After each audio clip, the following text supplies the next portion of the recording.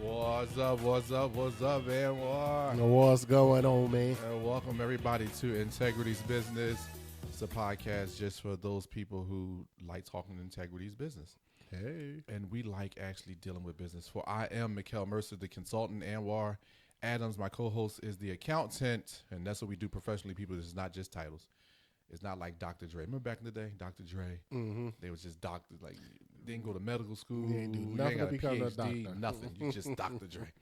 Well, we actually went to school. We actually do this for a living every single day. Every day. So what's up, bro? I'm chilling, man. It has been. It has been a minute.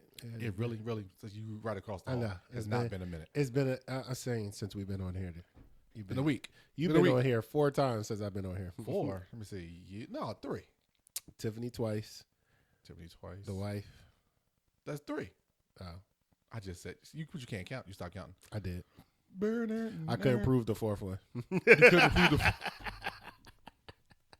people. And I'm only saying this: if you get a text about a business loan, don't accept it. I just got that stupid text. You know, I get them 3 times a day. I get a bunch of them. I'm tired of them. And anyway, so all right. So first of all, let's start with the normal rant because I got a rant. Mm-hmm. But this is a different type of rant because it's a part 2 to a rant. Okay. I did the first part with Vanessa, but the second part I'm doing with you because I know you're going to appreciate this. And my rant is to continue from last week. I hate the barbershop. Oh, wow. I'm so tired of think about it, bro. You cut your own hair, so do I. Right. But why do you cut your own hair? Because the barbershop has become some metrosexual place that is not for men anymore.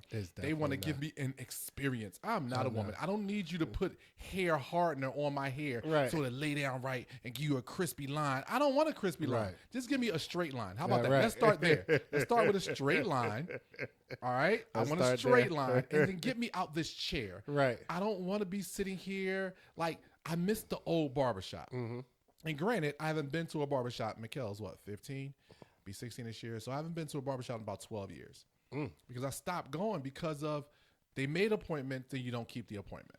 Right. So now if I get to the barbershop 20 minutes early, giving you a chance to finish up your last client because I'm next.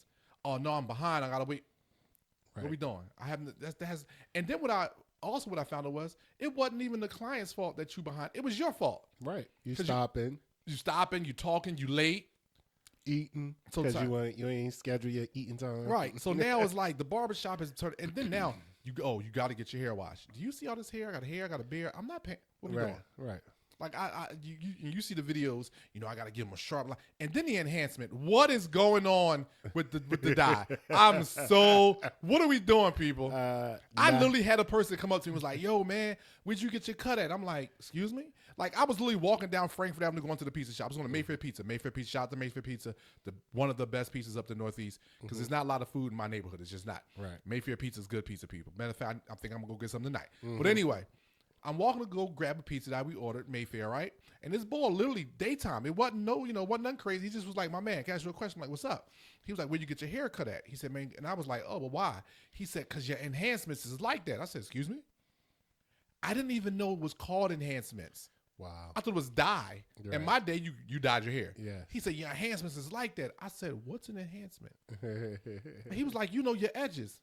My edges? Wow. Like, I'm dumbfounded. Because, of course, I haven't been to a barbershop in 10 years, maybe 12 years at this point. Right. And he's like, "Yeah, you know when they put the dye in your hair." I said, "I'm going to dye my hair." He said, "Bro, you ain't," and like, his excitement because I didn't have dye was disturbing to me. It was like when people, it's like when somebody say one of these numbers, right?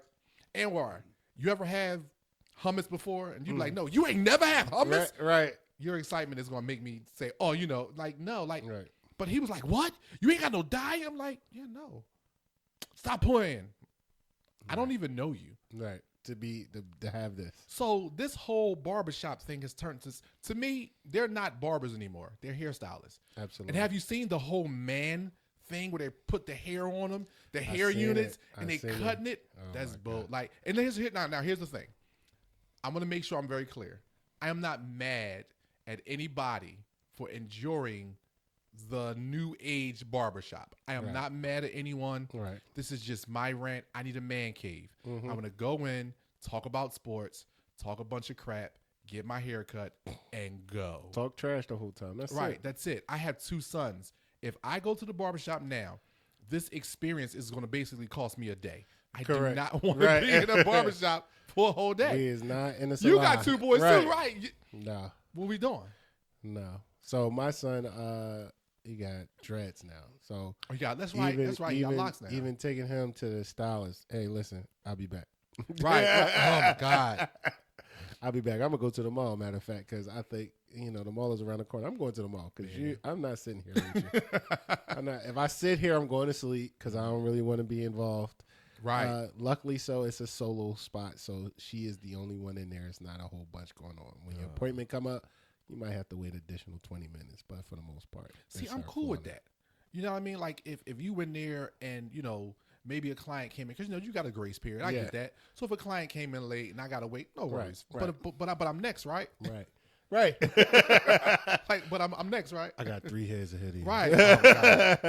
Oh, so that's our day. But I did it. The reason why I did it because I did it with Nessa the other day, and she didn't really appreciate it because she's a woman. And she's made this statement. She said, "Mickel, I have been to the barbershop one time." And I'm like, you know what? You're right. You're right. And it was one time because years when Isaiah was young, I had to work I was working at Merrill Lynch. I had to work the weekend because we used to have to change on the trading desk. For simple CMA trades, we used to have to work on the weekends, like a skeleton crew, and you had to work 1 weekend a month. Okay. So that weekend, he needed a haircut. She took him to the barbershop. That's the only time she's ever been in the barbershop. Oh wow! And she didn't like it then. Well, no, I don't do my kids going to the barbershop. My wife rather. Right. And I don't like my sons aren't going to the hair salon with my wife. I never. Right. Never did that. So I'm gonna say why I don't like I have hair fruit salons. People I'm going to chew while he's talking because I love my fruit. So. My mother was working in a hairstylist when I was a kid. She took me there every Saturday. That was my time at the hairstylist. Wow. I'm talking about she did nails, she washed hair, she blow dried it, she did curls. I spent most of my time outside the outside of the hair salon, running up and down the street. I remember it was in Southwest. It was on Lansdowne because the trolley still was coming.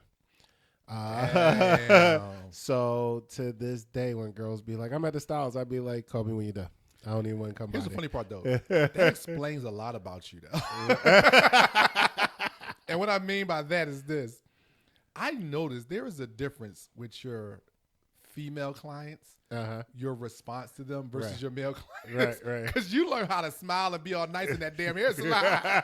All those women. Right. Oh, look at you. Right, exactly. I was okay. I got you now. It makes sense. Makes sense. Because I've never had to go to the hair salon, and my dad didn't. I was raised by dinosaurs, and I now accept the fact I am a dinosaur because I don't go to baby showers. Like my cousin once, you come to the baby shower? I've been to one baby shower my entire life, and that experience made me never want to go to a baby shower because it was supposed to be like, men and women there. Correct. Right? And when we got there, it was like 3 men counting me. Wow. And I looked at my boy like, bro, what happened? And we had games. They the battle of the sexes. It was 3 of us. Right. Yeah, it was. And here's the funny part, bro. I make you laugh. I lie to you not. If my homegirl Sheena sees this, because she was there too, she'll probably laugh, but she'll be able to witness it.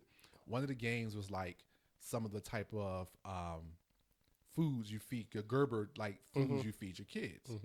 Now at the time, Mickel was a baby. Now he's my 3rd child. I feed all my kids. I take care of my, me and Nessa, we do everything together, right? So they was giving us the Gerber. I was like, pineapples. Yeah, right. I was just running them off. It was like, how you know all this? I was like, because I feed my kids. Like, I feed them myself a lot. Like, because Nessa's, she was staying home when all of them was born. And I was going to work. So when I come home, I would love playing with them and feeding them. Right. So if I got them all riled up, she'd be like, well, you put them in bed. No worries. Right. So I knew all the flavors, but it was funny because I was cheating. People don't know how to conceal stuff. She was giving us the spoons, but in her other hand, you could see the label. So I was cheating. I was like, yeah, right. I saw the label. I told her later, but she was like, why you? And I won something. I was like, it didn't matter.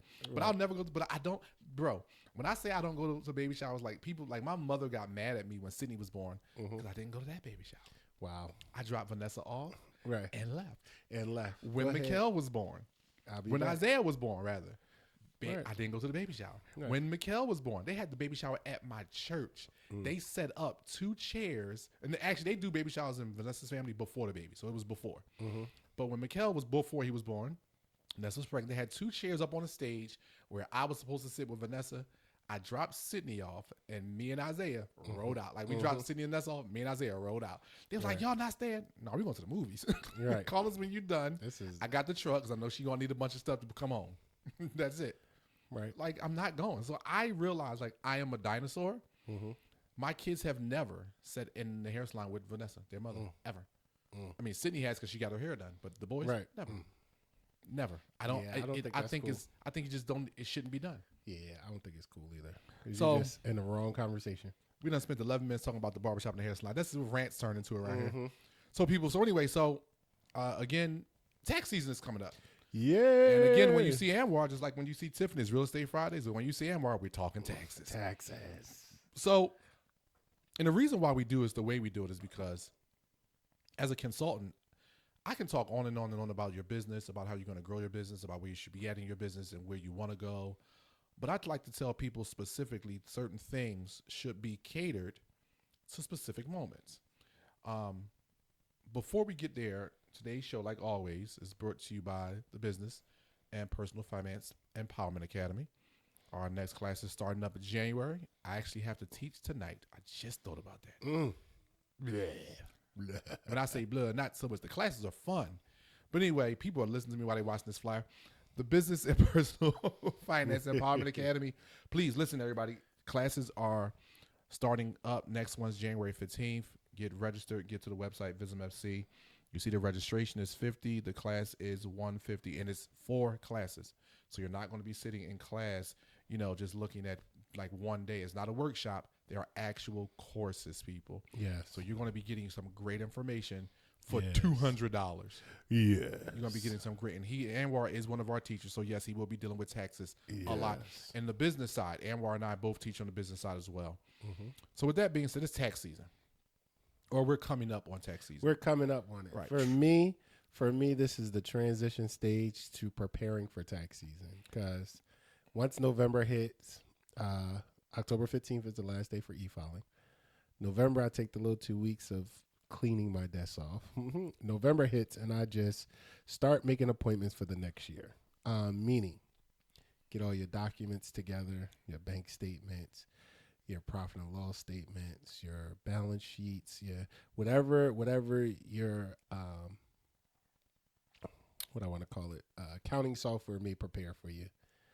Get those together so that we can discuss what happened throughout the year before January.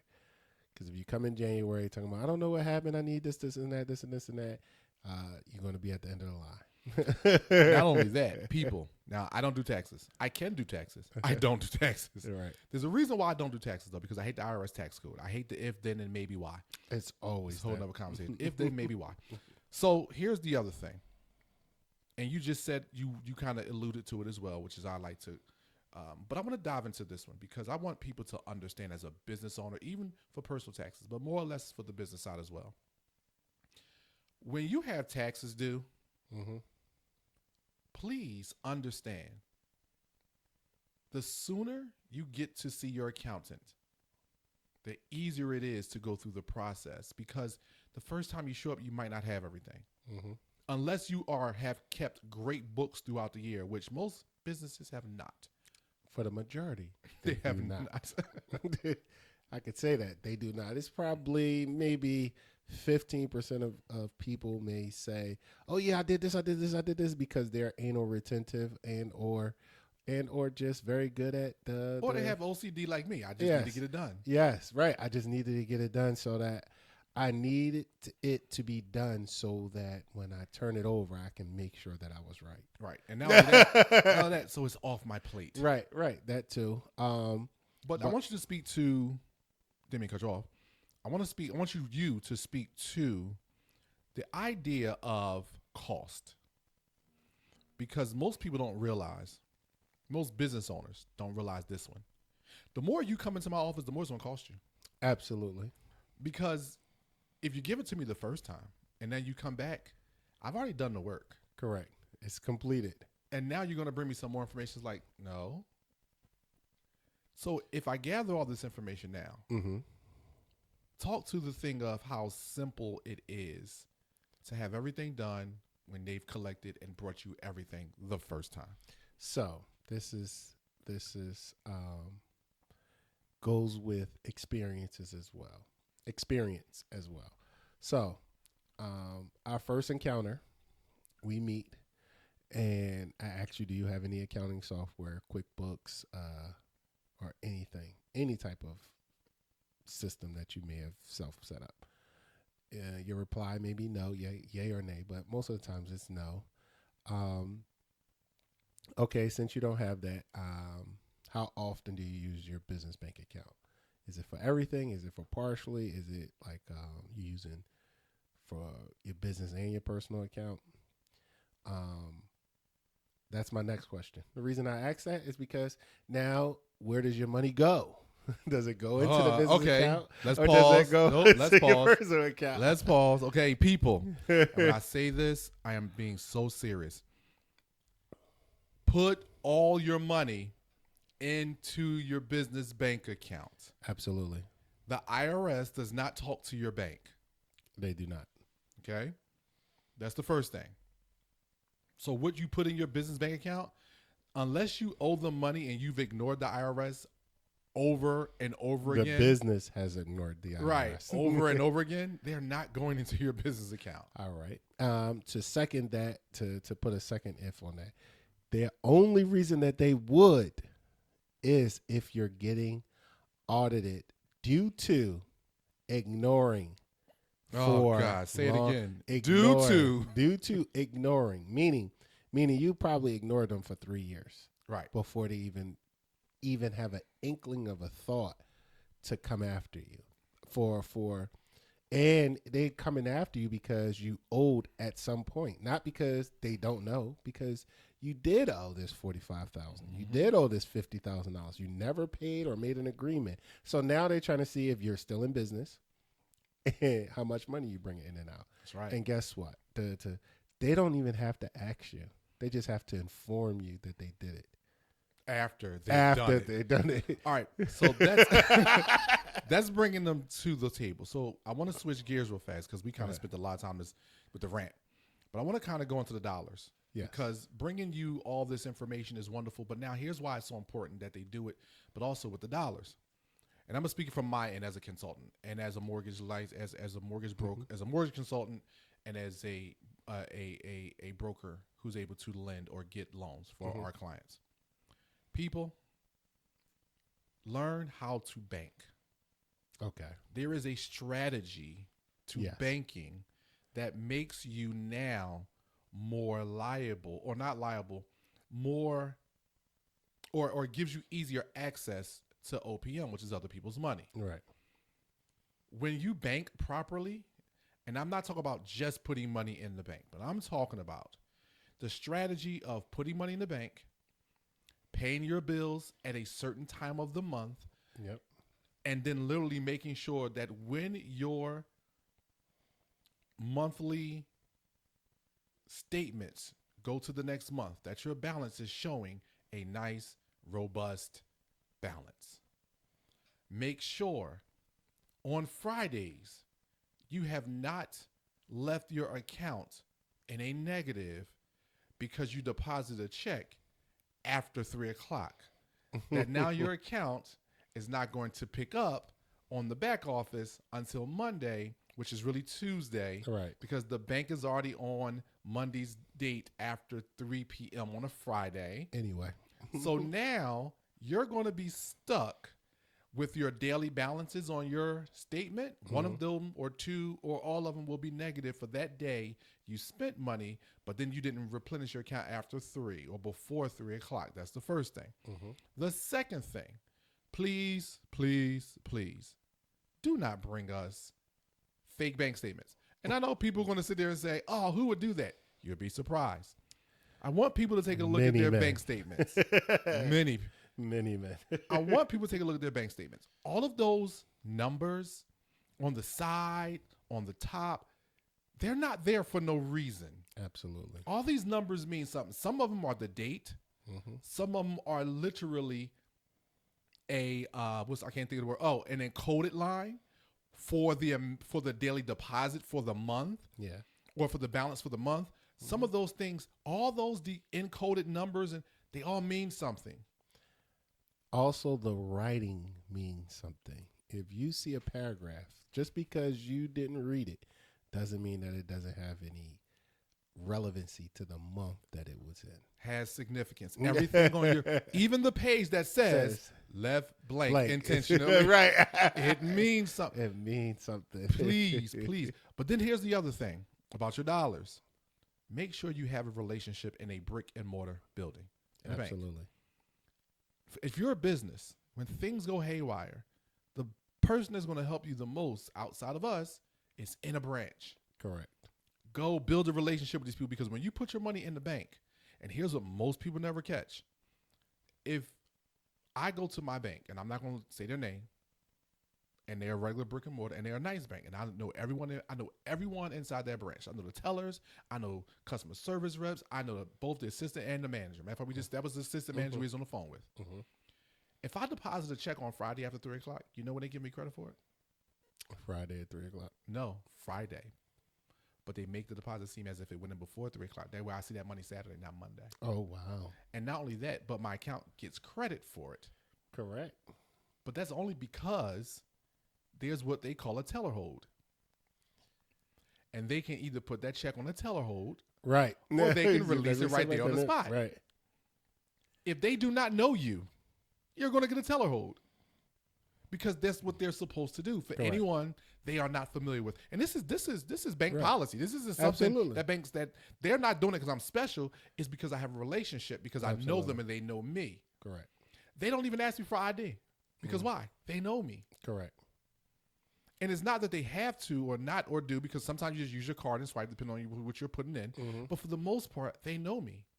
My daughter, who's in college right now, I told you this story. Mm-hmm. Her card was frozen for something she tried to buy online. It was some, one of those Temu accounts or whatever.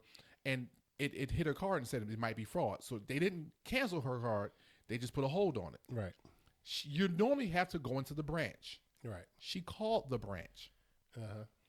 The young lady who spoke to her was like, sorry, we can't do this. Sorry, no, you have to come into the branch. And she's like, but I'm in college. I'm nowhere near home right now. Well, you have to find a bank near you. You have to find a bank near you. A whistle. Right, a whistle. You have to find a whistle near you. But then as she was talking, the person she was speaking with, who knows me, happened to look at her name and said, wait a minute. And she said, wait a minute, are you Mickel and Vanessa's daughter? She was like, yeah. She said, hold on. Everything she told us she couldn't do, she did. Right. But it wasn't because my daughter's special. It was simply because she knows us. Absolutely. The relationship is there. I'm saying all that to say this to all of our business owners and people who do it with their personal finance.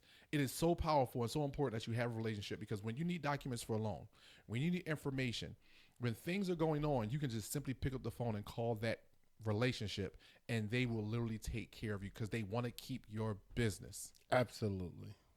Citizen Bank sucks. I'm just saying that out loud. Oh, God, I know you like them. I hate Citizen Bank. I didn't say that. I said they were convenient. And not convenient. They conveniently suck. They were convenient for the same reason that you just said. Relationship. They're my next rant. They are my next rant. Relationship. I had a relationship with one of the assistant managers, and I didn't have to do nothing. All I had to do was make the call. I didn't even have to show up to the bank. I have never been in her bank, to be more specific, and I've gotten a lot of things done. So I haven't been in this joint. It's absolutely because of relationships. Well, I could buy it. I bought it though. Yeah.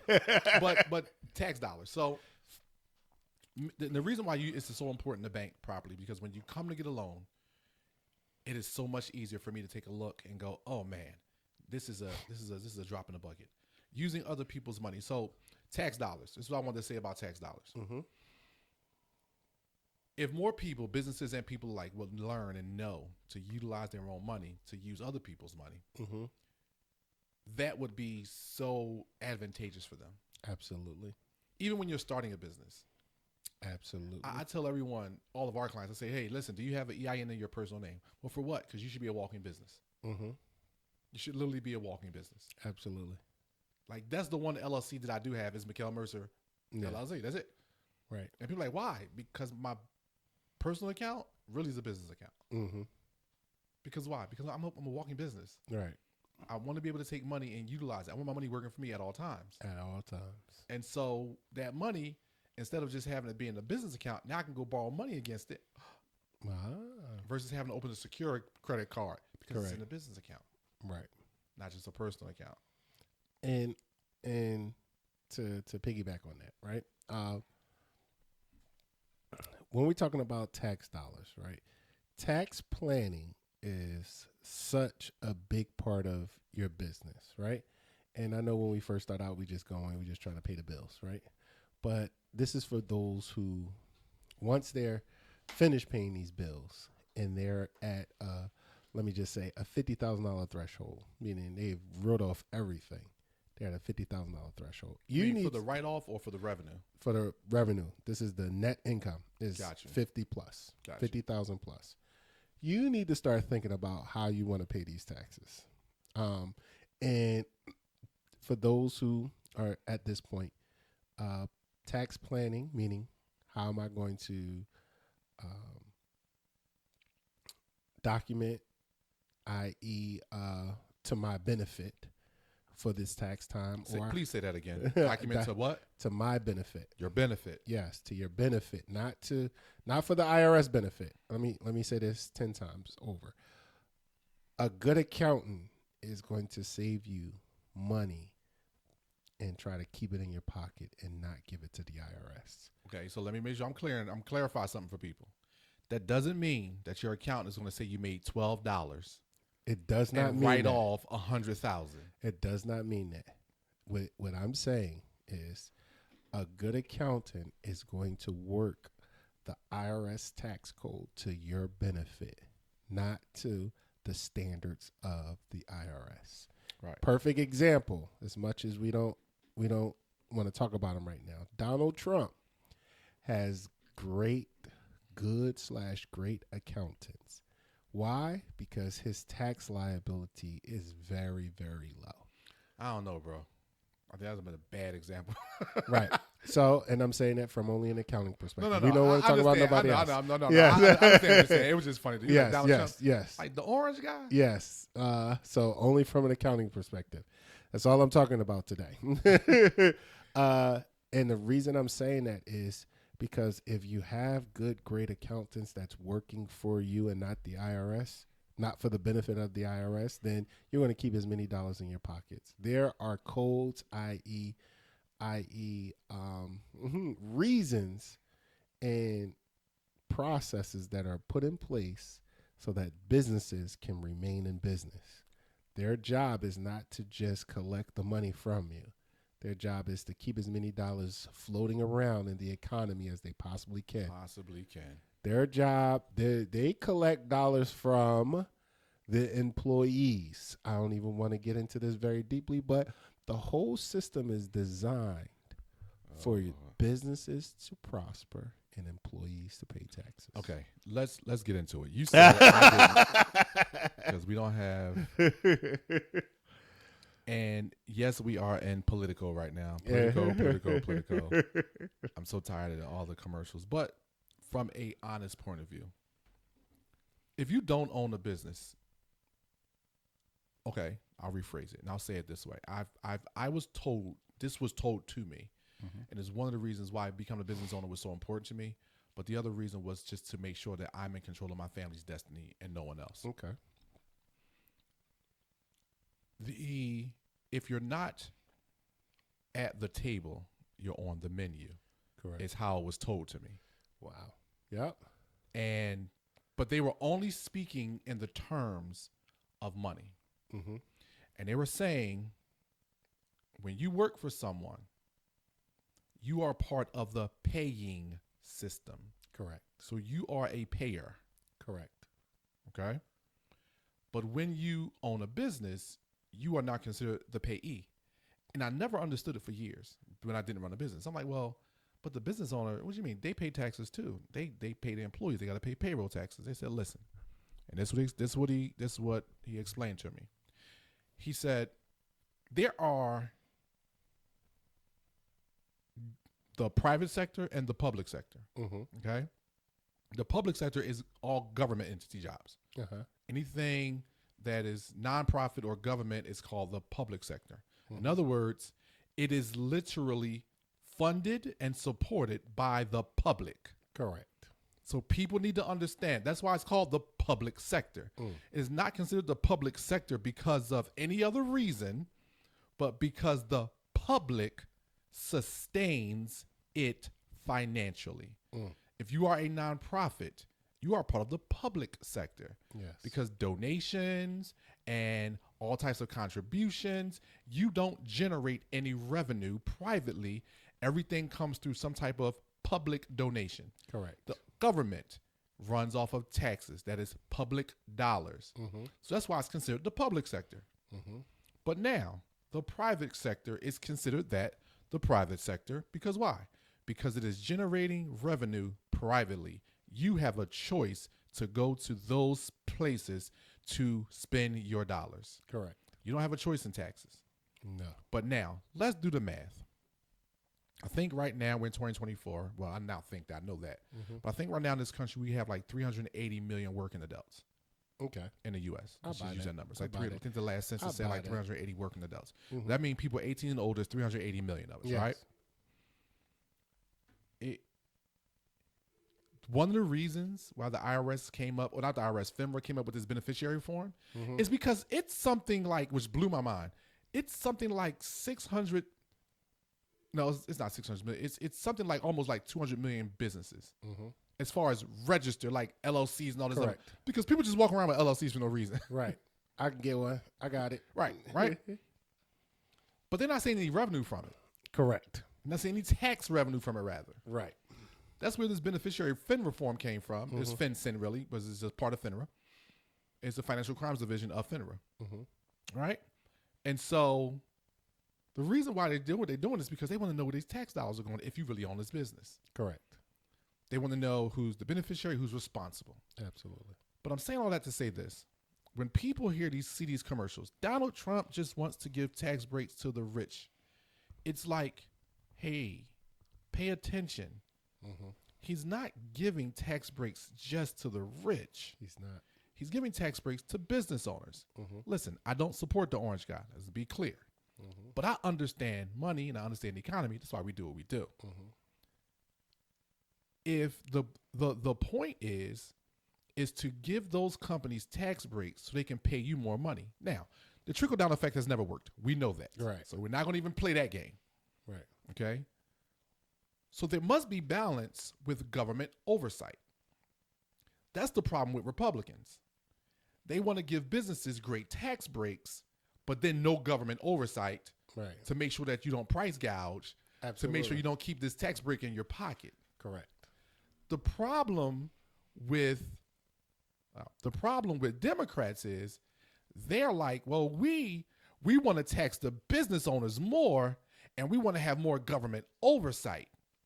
But then the problem becomes, all they do is turn around and just slap you, Mr. Employer, in the head. Which, sorry, gotta let you go. We don't have the budget. Right. Sorry, gotta let you go. Don't have the budget. Right.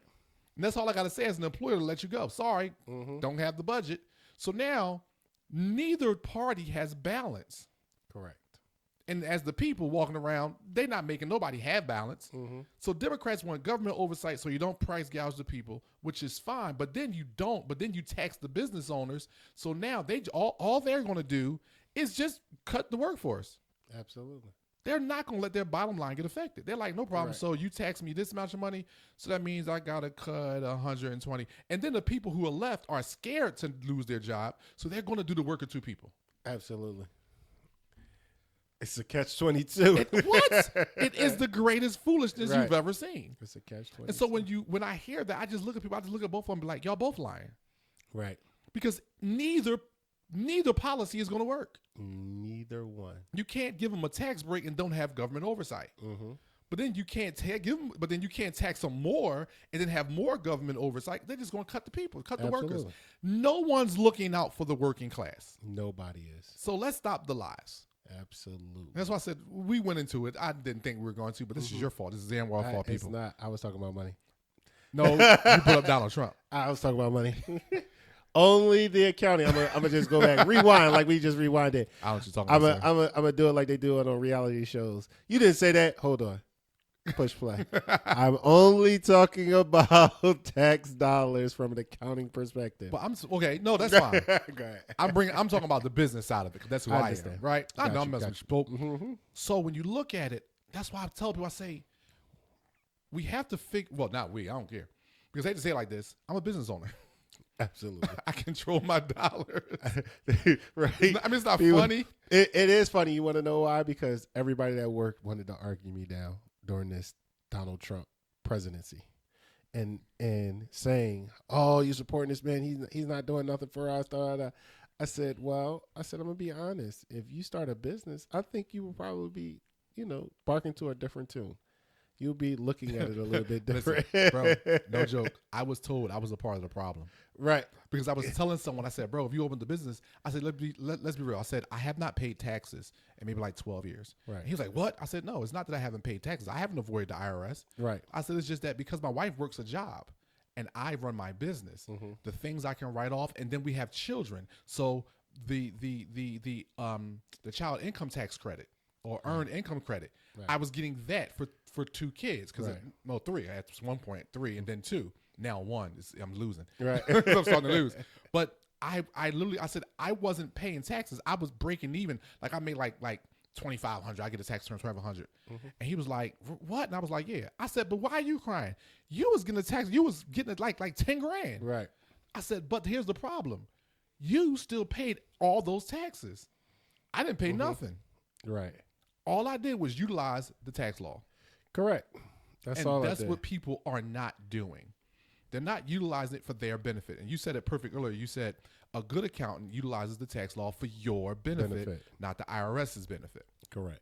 And that's all I've been doing for all these years. I just utilize the tax law.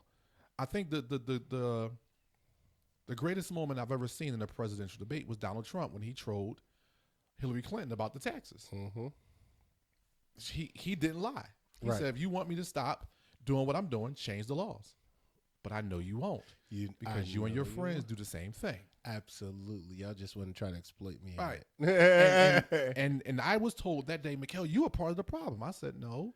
I said, how about you learn how money works and become a part of my life? Right. And come on this side of the world where. And then you can start making a solution. Right. That's it. That's all. I said, not only, and I said, so you have to understand these things, which some people just don't want to. That's life. But. And yes, people, this is stuff you can learn in the Business and Personal Finance Empowerment Academy. Absolutely. These are some of the things we empower you to do through our courses to teach you how to handle this stuff because it's, you know what the funny part about it is, Anwar? It's not even hard. It's not hard. Why are people scared of IRS? Because they think that they're federales. I don't know why people are scared of the IRS. I have yet to figure out why. Going through audits with them, sitting down in meetings with them, calling them, I have yet to figure out why are you scared of someone that does the same thing that you do at your job? Yeah. They pick up the phone, they answer to someone else, and they respond. That's it. It's the screen is telling them right in front of them. That's it. They're not doing nothing different that you do at your job. You know what the funny part about it was? One year I did owe the IRS. It's like 2012. It was because when I had a contract with Colonial Life, and I had a chargeback, like insurance chargeback. So it was just simply I got paid for something, and then the company wound up backing out, so I had to pay the money back. All right, cool. The funny part about it was the IRS was like, "You owe the money." I said, "No, I don't." Right. And they sent the letter saying, "You owe this money." I called the IRS. I said, "I don't owe anything." The lady was like, "Well, we see that Colonial Life said that you made this money." And then I sent her the chargeback form, and she was like, "Oh," and I chargeback form 1099, see the cancellation because I don't owe them anything, and I sent it to them, and she was like, "Oh, you're right, you don't owe anything. That's it." That's like the it was really simple. It was like the they did report it because originally I did make the money. Absolutely. But then I got a chargeback. Correct. Which means I had to pay them back that money. So I paid it back. They sent me the forms and the letter saying that I had to pay it back. I sent it to the IRS. I don't owe you nothing. Talking to the IRS is that simple. It is very simple. And you know the funny part? Maybe it's me. But every time I talk to the IRS, they're some of the nicest people you ever meet. You want to know why? Because they already know you frustrated when you call. Damn, bro, that's a good point. They already That's know you're a frustrated. good point. If you're not frustrated or have some type of anxiety because of a letter, you have it because of something that you need done. And they know that you've been on this phone for 3 hours. Yeah, I ain't gonna lie. That you better call. I call. I say I've never been on hold that long because I call first thing in the morning. The IRS open at 7. I'm at 7:01. I'm hitting the last number. Let's go. Because I remember my dad. He owed the IRS. I said, just call them and tell them you can't afford it. Right. He was like, what? I said, call them and tell them you cannot afford to pay them, ever. And he was like, what? I said, Pop, listen. Call the IRS and tell them I cannot afford it. They're going to ask you to send them some documents. You send them the documents showing that you're not working right now. Because I think it was like right after because my dad used to be a mortgage broker. So it was like right after the economy had went bust. So he, his company closed and they said he owed money. I said, just call him and tell him you can't pay it. Right. He thought I was joking. So he was like, I said, if you just listen to me, I promise you.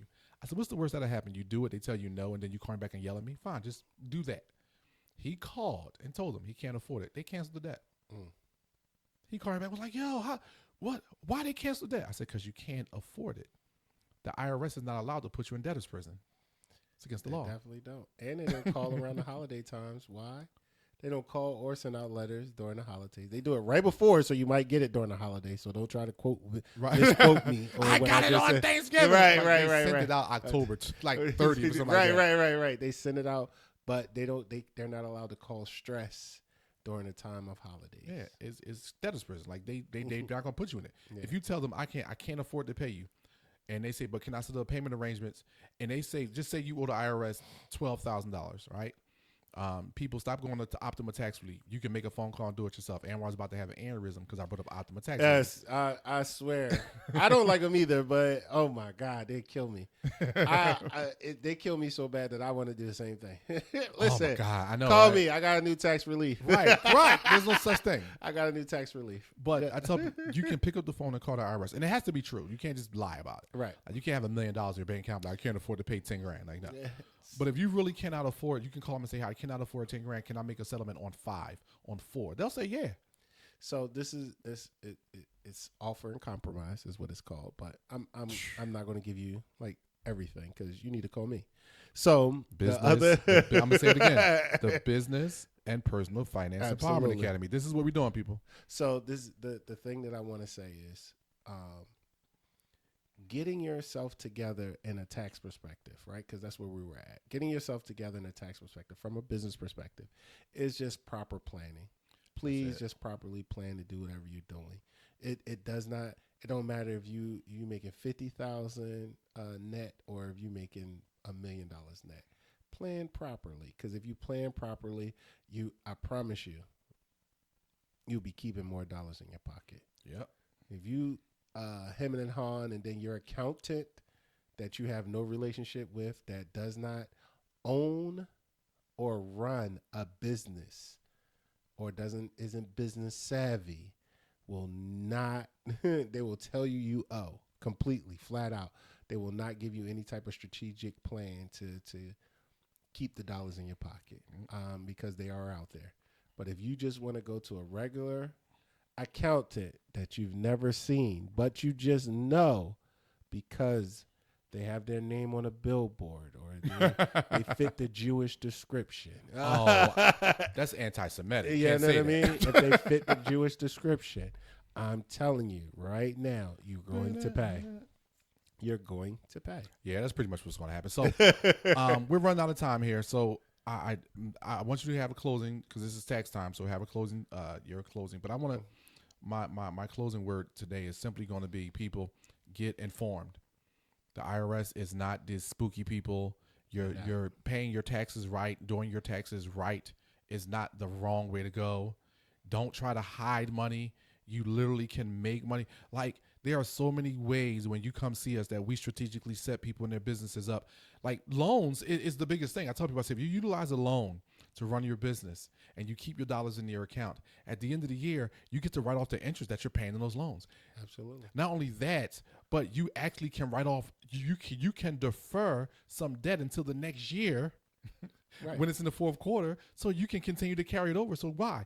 So you can have some more write-offs. Absolutely. It is so much. It is so simple. But people, get informed. Please, please, please get informed. Come visit us. Vism Financial Consulting, your tax stores. Listen, Anwar has the last word, and then we are out of here. So the last thing I want to say, and this is coming from a business perspective, is please, please, please, please, just because you've been doing it this way for so long doesn't mean that you're doing it correctly. Please get your business in order. Please get your documents in order. Please get your taxes in order. Please get your financial wealth from a business perspective and personal in order, because just because, again, you've been doing it all this time doesn't mean that you've been doing it correctly. You got that right. Get some counseling, okay? Yep. All right, people. Listen, thank you for joining us for Integrity's Business. This is Anwar Mickel. We will see you guys next time. Peace out.